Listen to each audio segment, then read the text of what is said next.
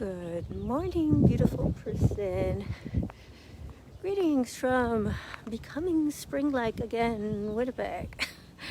We have a crazy continental climate. A few days ago, we went from plus 19 Celsius to minus 12 Celsius over like 15 hours. It's insane. But anyway, now it's getting warmer again. Yay! And as you can see, the sun is out. So, 3 reasons we sabotage our healthy habits. If you're curious about why you sometimes seem to deliberately sabotage yourself, even though you say you want something, stick around and we'll talk about that.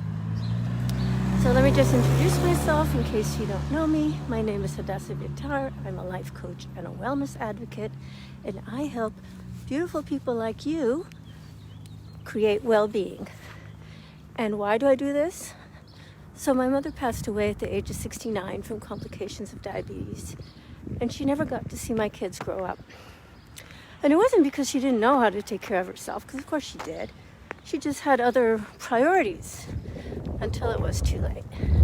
So I don't want that to happen to me, and I don't want that to happen to you. So that's why I'm here pretty much every day, except 7 this year, talking about health, about mindset, about the things we need to know and the things we do or don't do to have that long, vibrant, healthy life that we all say we want. But sometimes we don't act in accordance to what we say we want, and that is, to me at least, endlessly fascinating. So today I want to talk about 3 reasons why we do that, why we say we want to be healthy and strong and only eat things that are good for us and get enough sleep and get enough exercise and all of those things. And then we go and do something that completely sabotages that, and we beat ourselves up and we say, why did I do that? So I'm going to suggest 3 possible reasons why you might be doing that. So I'm just getting some gloves on. It's a little colder than I thought it was going to be. So my video, but at least there shouldn't be any ice, so you probably won't see me fall, I hope. Anyway, enough chatter. First reason that we often do things that we go completely against what we say that we want is really just bad habits. I mean, that sounds kind of obvious, but sometimes we don't realize that we do a lot of things in our lives without thinking.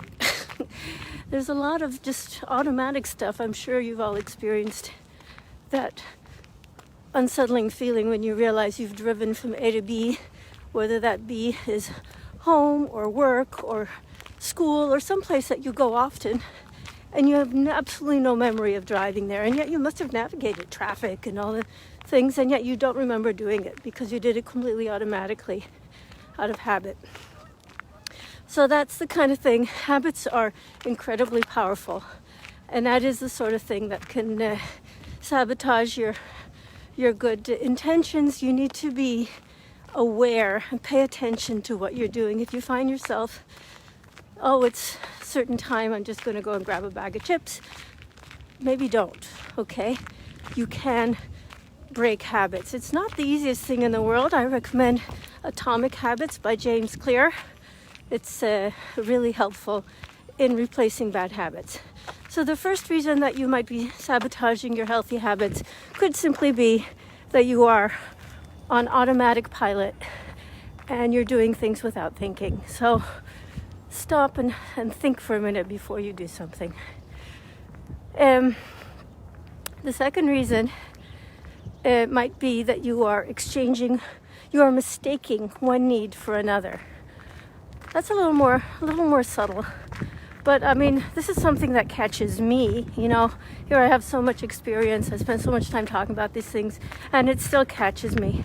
And the sort of thing that I usually have trouble with is that when I need sleep, when I should be going to bed, if I don't make myself do that, and I am the FOMO queen, I don't want to go to bed, I've got so many other things to do, doesn't matter.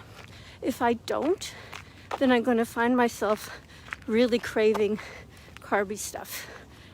And I need for my health to be on a low carb diet. So this is like a double whammy, that I am not getting enough sleep and I'm having carbs that I really don't need. And this is extremely common. People eat at night. People especially want sugary stuff or high carb stuff at night because their body is telling them, it's actually telling them that it needs sleep, but they're misinterpreting the signal as I need sugar. And your body can also be sort of like, okay, I'm not getting sleep. Well, then I definitely need sugar to be able to continue functioning. So that's one thing that what also happens sometimes is that, for example, people might be dehydrated and they think they're hungry. And so they eat when they should be just drinking a glass of water and giving their body what it actually needs. So that's the second reason you might be sabotaging your healthy habits, is that your body's asking you for one thing and you're giving it something else. So here's where just a little introspection, again, awareness, and I have to say that this one's hard for me. It happens to me more often than I would like to admit, but I just admitted it. And I'm like, okay, I really need to go to bed right now. Close the fridge, go to bed. So that's the second reason that you might be sabotaging yourself. But the third one, to me, is the most interesting, to be honest, and that it might be that even though you say you want to be healthy and strong and trim and look good and so on, or whatever your reason is, you might actually be afraid of doing that. This is a very well-known situation, especially with people who say that they want to lose weight, but they don't seem to be actually doing it. And the reason can be, doesn't have to be, can be that they don't want to lose weight, and that's absolutely fine. If you don't want to, that's totally fine. But what happens when people claim that they are, the yo-yo diet, they claim they're doing all the things, and yet they still have that wall between themselves and the world? You need to, if this is you, and sometimes it is me, you need to really stop and give some thought to whether you actually want what you say you want. Because if you say you want something and you spend 20 years getting there a little bit and then immediately sabotaging it, maybe it's something you don't want. Or if you do want it, you need to think about the fears that are holding you back. And again, I can recommend a book here. It's a book called The Big Leap by Gay Hendricks. An amazing book. I read it and listen to it on a regular basis just to ground myself in looking at the fears that are keeping me small. Or in this case, not physically as small as I would like to be. But I mean, there's other areas of life where this sort of thing happens, not just in our health. So that's what I wanted to talk about today. Hope this was helpful. If it was, I would very much appreciate it if you would like, share, comment, do all the things that will help the social media platforms understand that this is something important.